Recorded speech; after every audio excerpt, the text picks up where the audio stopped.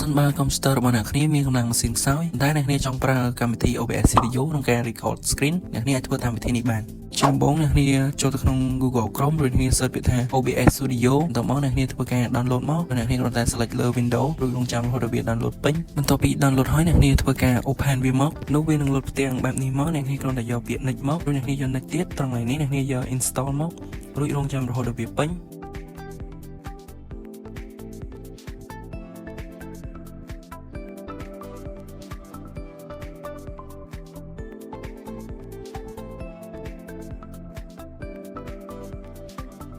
បន្ទាប់ពីវាពេញហើយអ្នកគ្នាចុច finish ជាការស្រេចបន្ទាប់ពីវាលោតចេញមកផ្ទាំងបែបនេះអ្នកគ្នា select យក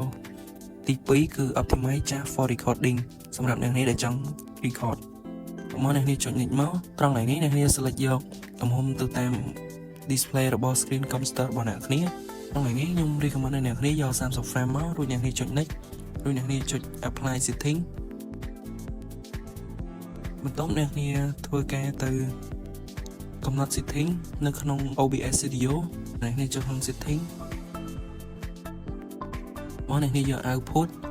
ត្រង់ឡើង output មកអ្នកគ្នាយក simple នេះមក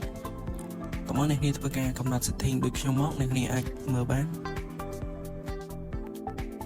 តោះមកអ្នកគ្នាចុចឡើង video ត្រង់ឡើង video នេះអ្នកគ្នាយក resolution output resolution 12:8 គុណនឹង720បានហើយកន្លែង common fps អ្នកគ្នាយក30 frame មកបន្ទាប់ពីអ្នកគ្នាកំណត់អស់ហើយអ្នកគ្នាគ្រាន់តែចុច apply រួច OK ជាការស្រេច